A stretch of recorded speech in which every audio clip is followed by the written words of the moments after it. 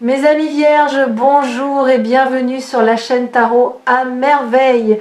Pour votre tirage général, ceux qui me découvrent, soyez les bienvenus. J'espère que vous allez bien. Allez, c'est parti. Écoutez-moi bien. Ce que je m'apprête à partager avec vous, je ne l'ai jamais formulé de cette manière. En 47 ans de pratique, de recherche, d'écoute, j'ai vu beaucoup de choses, des messages forts, des énergies puissantes. Des moments de grâce où la clarté traverse le voile comme un rayon de soleil perce un ciel d'orage. Mais ce qui se présente aujourd'hui est d'une précision que je n'avais encore jamais rencontrée. Et cette précision n'est pas pour tout le monde. Elle est pour vous, spécifiquement pour vous. Pour la personne qui regarde cet écran en ce moment et qui sent là dans sa poitrine que quelque chose vibre, ne quittez pas cette vidéo. Ce qui suit va assembler des pièces de votre vie que vous pensiez n'avoir aucun lien entre elles. Il y a dans votre existence des fils séparés, éparpillés, des événements, des rencontres, des choix, des souffrances, des joies qui semblent appartenir à des histoires différentes, comme si votre vie n'était pas une seule histoire mais plusieurs, empilées les unes sur les autres sans connexion apparente. Le premier fil, c'est quelque chose que vous avez vécu très jeune. Un moment fondateur que vous minimisez peu, être aujourd'hui parce qu'il semble petit vu de l'extérieur, mais qui a laissé en vous une empreinte profonde. Le deuxième fil, c'est une relation qui a marqué votre vie adulte, pas nécessairement une relation amoureuse, peut être un mentor, un ami, un membre de votre famille, quelqu'un qui vous a appris quelque chose d'essentiel, souvent sans le vouloir, parfois en vous blessant. Le troisième fil, c'est ce que vous vivez en ce moment, ce que vous traversez depuis quelques semaines, ce sentiment diffus que quelque chose se prépare, que les pièces bougent sur l'échiquier, que le vent tourne. Ces trois fils, vous les avez toujours vus séparément. Aujourd'hui, pour la première fois, vous allez voir comment ils se rejoignent. Et ce point de convergence va éclairer votre chemin d'une manière qui rend tout le reste soudainement lisible. Commençons par le premier fil. Ce moment de votre enfance. Je ne connais pas les détails de votre histoire, mais je sais ceci. Il y a eu un moment dans vos premières années où vous avez compris quelque chose que vous n'auriez pas dû comprendre si tôt. Une vérité sur le monde, sur les adultes, sur la nature de la vie, que les autres enfants autour de vous ne voyaient pas. Peut être que vous avez perçu une injustice que les adultes faisaient semblant de ne pas voir. Peut être que vous avez ressenti la douleur de quelqu'un qui souriait. Peut être que vous avez eu une intuition si forte, si précise, que personne ne vous a cru quand vous avez essayé de l'exprimer. Et à ce moment-là, une décision silencieuse s'est prise en vous. Pas une décision consciente, une décision de survie. Vous avez décidé de fermer une porte. La porte de cette perception trop aiguë, trop fine, trop dérangeante pour un monde qui ne voulait pas l'entendre. Cette porte fermée, vous l'avez presque oubliée. Elle fait partie des murs de votre psyché depuis si longtemps que vous ne la distinguez plus. Mais elle est là. Et derrière elle, intacte, attend la capacité que vous avez scellée ce jour-là. Votre capacité à voir ce que les autres ne voient pas, à sentir ce qui se cache sous les surfaces, à entendre les mots derrière les mots. Cette capacité n'a pas disparu, elle a hiberné. Et les tremblements que vous sentez depuis quelque temps, ce sont les premiers signes de son réveil. Passons au deuxième fil. Cette relation marquante. Il y a une personne qui a traversé votre vie et qui a laissé une trace disproportionnée par rapport au temps passé ensemble. Peut être que cette personne est encore dans votre vie. Peut être qu'elle en est sortie. Mais son empreinte reste. Et cette empreinte a une forme particulière. Cette personne vous a montré, peut être involontairement, ce que vous ne vouliez pas voir en vous-même, pas vos défauts, vos forces. Elle vous a reflété une version de vous que vous n'étiez pas prêt à accepter, trop lumineuse, trop puissante, trop réelle. Et face à ce reflet, vous avez fait l'une des deux choses suivantes. Soit vous vous en êtes éloigné et effrayé par ce que vous voyez, Soit vous vous êtes accroché à cette personne en confondant sa lumière avec la vôtre, en croyant que sans elle, cette version meilleure de vous cesserait d'exister. Dans les deux cas, la leçon est la même. Ce que vous voyez dans cette personne existait déjà en vous. Le miroir n'invente pas l'image, il la révèle. Et cette personne, qu'elle soit encore présente ou depuis longtemps partie, a joué un rôle précis dans le plan de votre vie. Elle est venue déposer une graine, la graine de la reconnaissance de soi.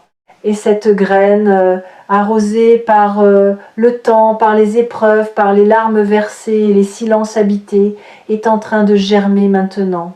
Maintenant, le troisième fil, le présent, ce que vous vivez en ce moment, cette sensation de veille, de préparation, d'anticipation sans objet précis n'est pas de l'anxiété, c'est de la prescience. La conscience avant l'événement. Votre être tout entier sait que quelque chose approche et il se prépare. Pas en accumulant des provisions ou en construisant des murs, en s'ouvrant, en se rendant disponible, en faisant de la place pour ce qui n'existe pas encore dans votre réalité mais qui existe déjà dans votre champ de potentiel. Et voici le moment où les trois fils se rejoignent. Fermez les yeux une seconde, juste une seconde. Et visualisez ces trois fils. Un fil doré, celui de l'enfance et du don originel, un fil rouge, celui de la relation qui a éveillé ce que vous refusiez de voir. Un fil blanc, celui du présent, de cette ouverture que vous sentez grandir en vous. Voyez-les s'approcher les uns des autres, se toucher, s'entremêler. Et au point exact où ils se croisent, une lumière s'allume. Pas aveuglante, chaude, précise. Comme la flamme d'une bougie dans une pièce sombre qui soudain révèle que la pièce était remplie de trésors depuis le début. Vous n'étiez pas dans une pièce vide. Vous étiez dans une pièce riche, mais sans lumière pour le voir. La lumière vient d'arriver, et elle ne s'éteindra plus. La capacité que vous avez fermée dans l'enfance, la leçon que cette personne marquante vous a apportée, et l'ouverture que vous vivez en ce moment. Ces trois éléments ne sont pas trois histoires séparées, ce sont trois actes d'une seule et même pièce. Le premier acte a installé le don, le deuxième acte l'a éveillé par friction, le troisième acte, celui que vous vivez maintenant, le libère. Et quand un don se libère après avoir été contenu pendant des décennies, l'énergie qui se dégage est immense. C'est un barrage qui s'ouvre. C'est une rivière retenue qui retrouve enfin son lit naturel. Et cette énergie va se manifester dans votre vie d'une manière que vous ne pouvez pas encore imaginer, mais que vous sentirez dans chaque cellule de votre corps. Le message précis dont je parle, celui que je n'ai jamais vu avec autant de clarté, c'est celui-ci. Vous n'êtes pas en train de commencer quelque chose de nouveau. Vous êtes en train de terminer quelque chose de très ancien. Un cycle qui a commencé bien avant que vous en ayez conscience, un cycle de fermeture et de réouverture, de perte et de retrouvailles, d'exil et de retour, et la fin de ce cycle, c'est maintenant. Pas dans un futur abstrait, maintenant. Il y a un mot pour ce que vous vivez, mais ce mot est souvent mal compris. Ce mot, c'est alignement. On entend ce terme partout dans les livres, dans les vidéos, dans les conversations sur le bien-être. Mais l'alignement véritable n'a rien à voir avec l'image paisible qu'on en donne habituellement. L'alignement véritable est un acte de courage radical. C'est le moment où vous cessez de vivre selon les attentes des autres et commencez à vivre selon votre propre boussole intérieure. Et ce moment est rarement confortable. Il est souvent accompagné de doutes, de solitude et de cette sensation vertigineuse de n'avoir plus de sol sous les pieds. Mais voici ce que le vertige ne vous dit pas. Vous n'êtes pas en train de tomber. Vous êtes en train de voler. Pour la première fois, et ceux qui n'ont jamais volé confondent toujours l'envol avec la chute. Je veux m'arrêter un instant sur cette confusion, parce qu'elle est au cœur de ce que beaucoup d'entre vous traversent. Vous sentez que quelque chose se détache, que des certitudes qui vous portaient depuis longtemps perdent leur solidité, que des repères familiers deviennent flous. Et votre mental interprète ce détachement comme un effondrement, comme si vous perdiez pied, comme si tout ce que vous aviez construit se défaisait. Mais ce qui se défait, ce ne sont pas vos acquis, ce sont vos limitations, ce ne sont pas vos forces qui vacillent, ce sont vos chaînes qui se desserrent. Et quand des chaînes se desserrent, il y a toujours un moment de déséquilibre. Ce moment où le poids que vous portiez disparaît soudainement et où votre corps, habitué à compenser, titube. Ce n'est pas de la faiblesse, c'est le premier instant de liberté. Et la liberté, au début, ressemble étrangement au vide. Vous avez peu être aussi remarqué que vos priorités se réorganisent d'elles-mêmes. Des choses qui vous semblaient essentielles il y a quelques mois vous paraissent aujourd'hui secondaires. Des préoccupations qui occupaient tout votre espace mental se sont réduites, comme des meubles trop encombrants qu'on aurait poussés contre les murs pour libérer le centre de la pièce. Et dans cet espace central libéré, quelque chose de neuf émerge. Pas encore totalement formé, pas encore nommable, mais présent, vivant, palpable. Comme une musique qu'on entend à travers un mur et dont on ne distingue pas encore la mélodie, mais dont on perçoit le rythme. Ce rythme, c'est le vôtre, votre rythme propre.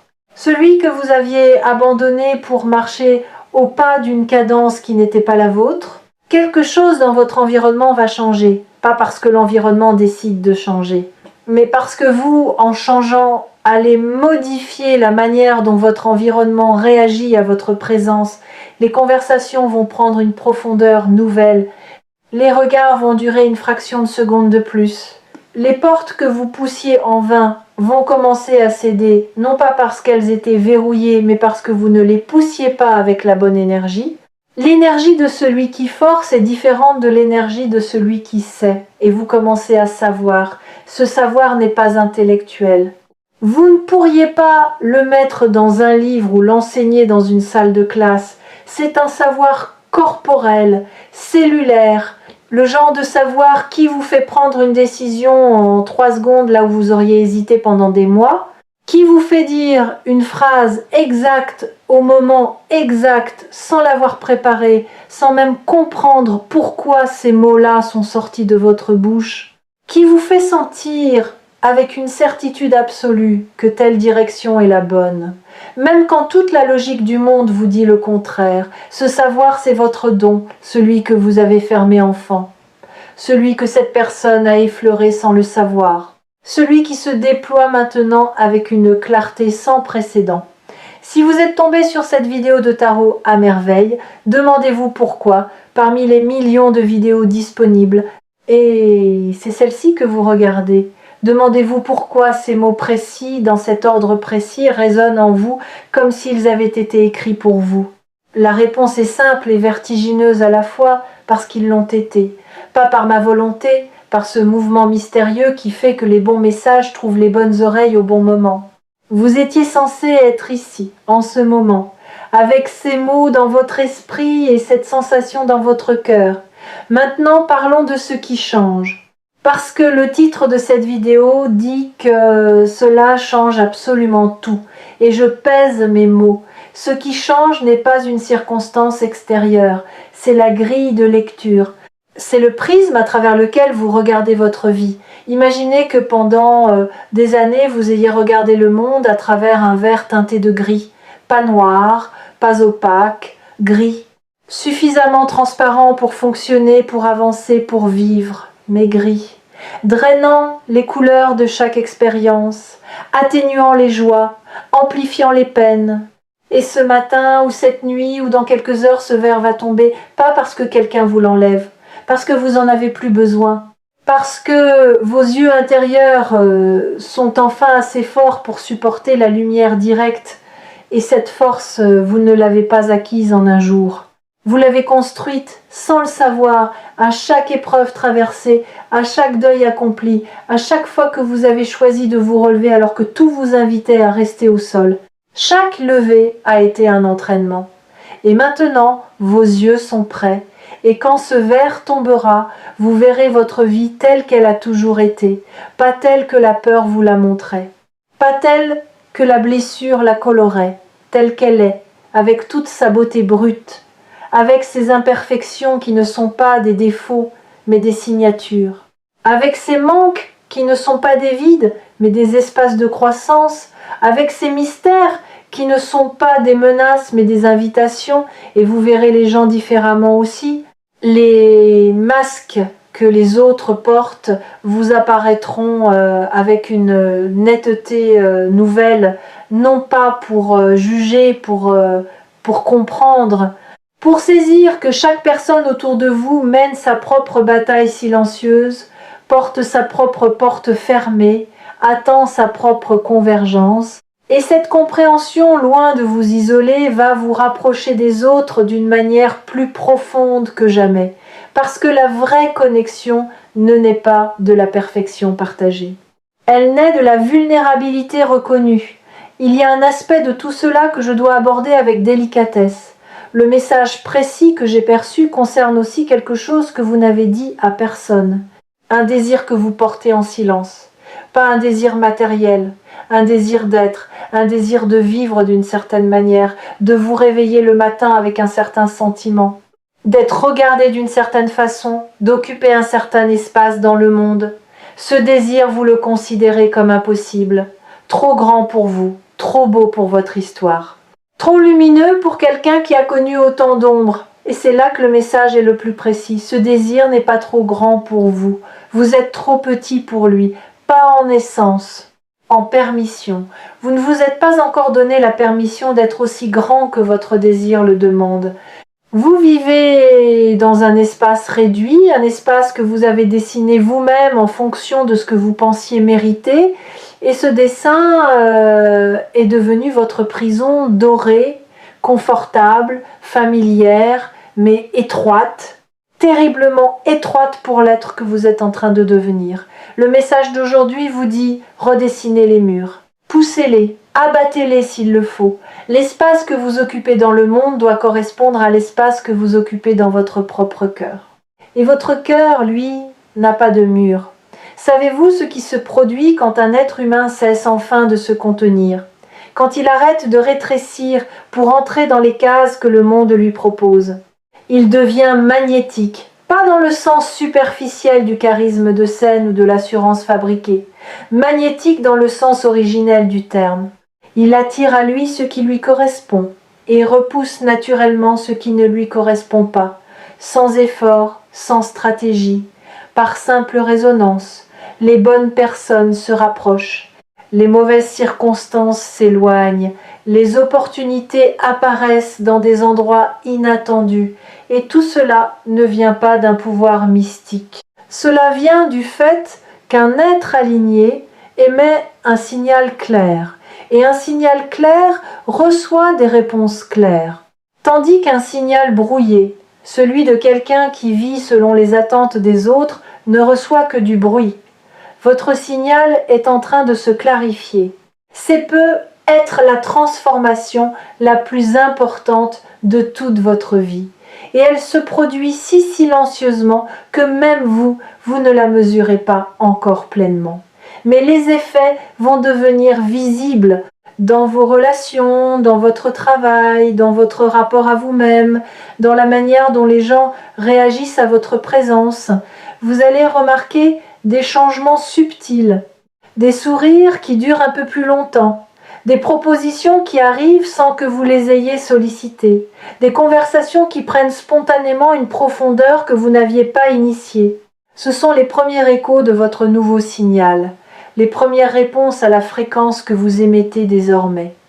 Je veux vous parler de la peur qui va se manifester, parce qu'elle va se manifester pas comme une attaque, comme un test, le dernier test avant le passage. Quand vous êtes sur le point de franchir un seuil important dans votre évolution, la peur se présente sous sa forme la plus sophistiquée. Elle ne vient plus comme une terreur brute. Elle vient déguisée en prudence, en sagesse, en bon sens. Elle vous dit des choses raisonnables, des choses que tout le monde autour de vous approuverait.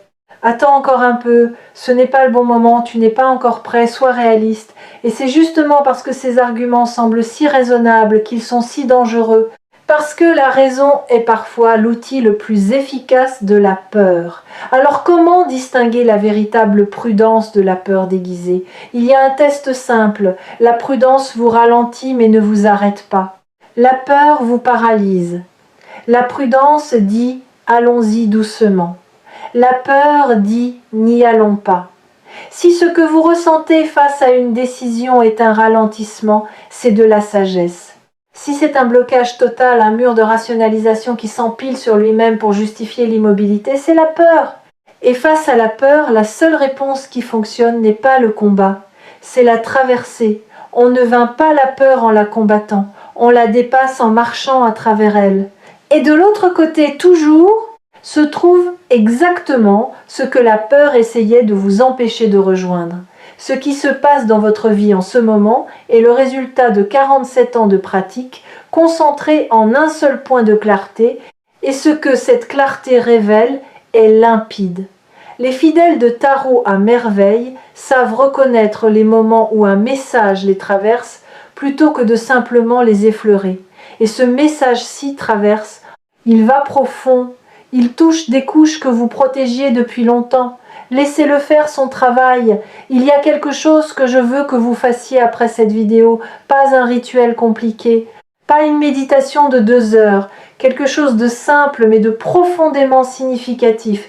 Trouvez un moment de silence, 5 minutes, peut être ce soir, peut être demain matin avant que le monde ne se réveille. Et dans ce silence, posez-vous une seule question, pas à votre mental, à votre cœur.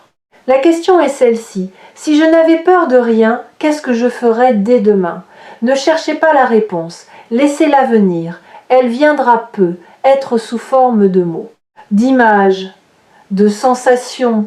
Peu, être pas pendant le silence lui-même, mais après, sous la douche, en conduisant, en pleine conversation avec quelqu'un.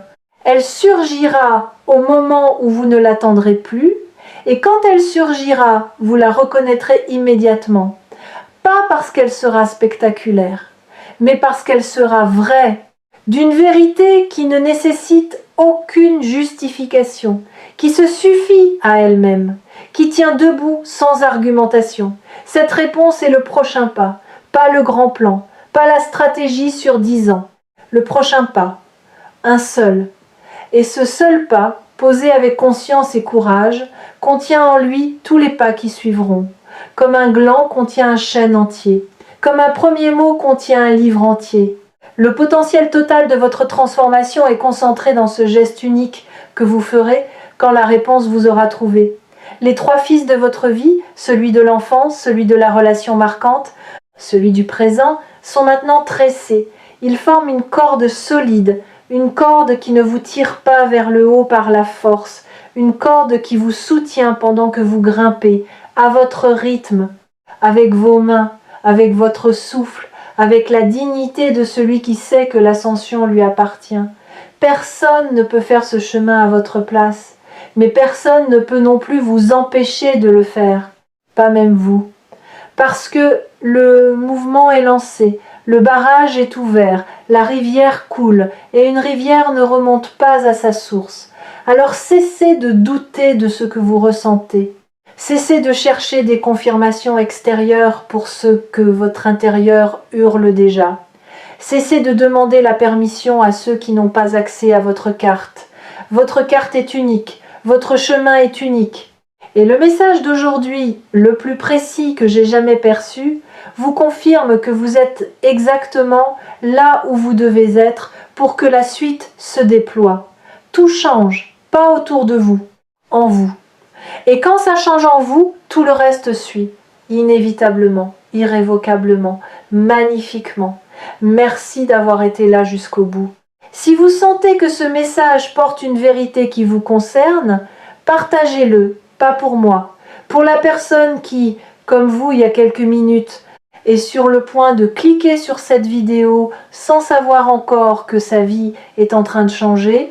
Et n'oubliez pas que Tarot à merveille sera toujours là quand vous aurez besoin d'un rappel. Quand les fils de votre vie sembleront à nouveau séparés, quand le doute brouillera la clarté, revenez, écoutez, et rappelez-vous que la convergence a déjà eu lieu, qu'elle est irréversible, et que le meilleur de votre histoire est encore devant vous.